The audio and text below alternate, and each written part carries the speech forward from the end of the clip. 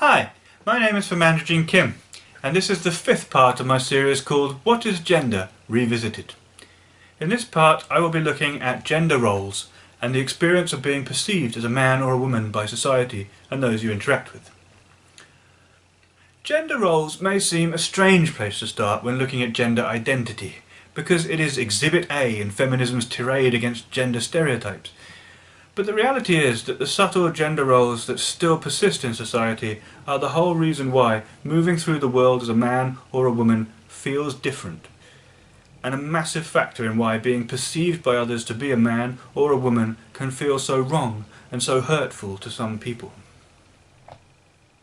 Many gender roles have been largely rejected by society and our thoughts around them completely reshaped. The idea that only women are nurturing or that men shouldn't show emotion has been completely overhauled. Most of us recognise that it's okay for a man to cry. And it's okay, even expected, that men should take their share in doing the housework, the cooking and looking after the children. Also, most people believe that women can be the breadwinners, pursue lucrative, ambitious careers, including positions of leadership.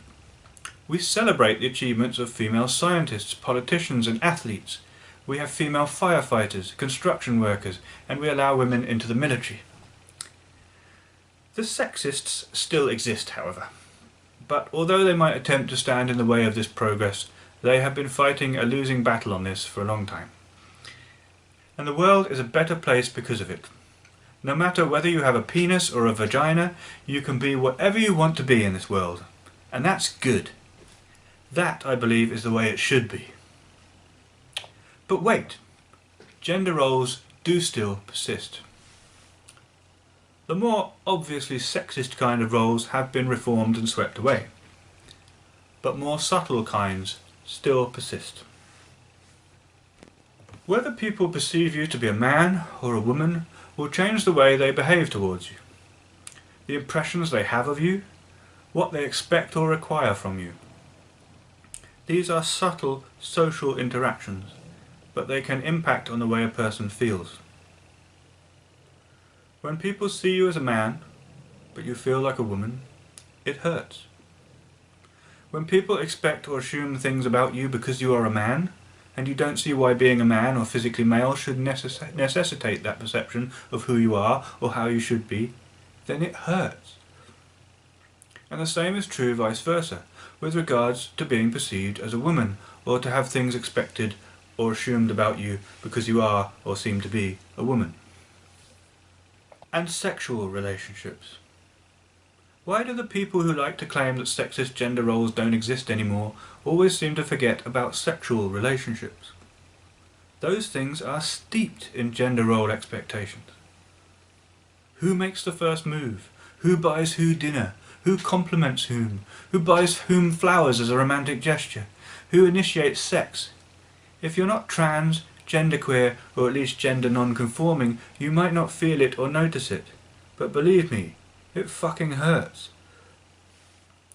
I've tried to mention gender roles as it relates to sex and romance many times, and many times I've been met with there are no gender roles in sex or relationships, only to point out some of the things that bother me, and then receive the reply that, well, that's just the way things naturally are. I'm confused. If there's a natural way that men and women are towards each other when it comes to dating, sex and relationships, then there is a very real difference in how men and women are expected to behave with regards to such things. So how can you say that there are no male and female roles? You literally just said that there are. And so I will say again, you may not notice it because it doesn't bother you. But it does bother me, I do notice, and it fucking hurts. Because it does not fit the way I naturally am. It stands in the way of me getting what I need in life, or expressing how I actually feel. And so being perceived to be a man or a woman does feel different. And so if how people interact with you, what they expect of you or assume about you does not match how you actually feel about yourself, then it will hurt. And if any of these roles are natural, then that directly contradicts the idea that these are stereotypes and are nothing to do with gender identity. And even if they are stereotypes that need to be changed, the truth is they still haven't been changed yet. And they still have the power to hurt people. As such, there are going to be people who would rather be thought of as men or women or not categorized by gender at all if it means they will hurt less and can move through the world in a more comfortable way that fits them as a person. What do you think? Comment below. Like, subscribe, and thanks for watching.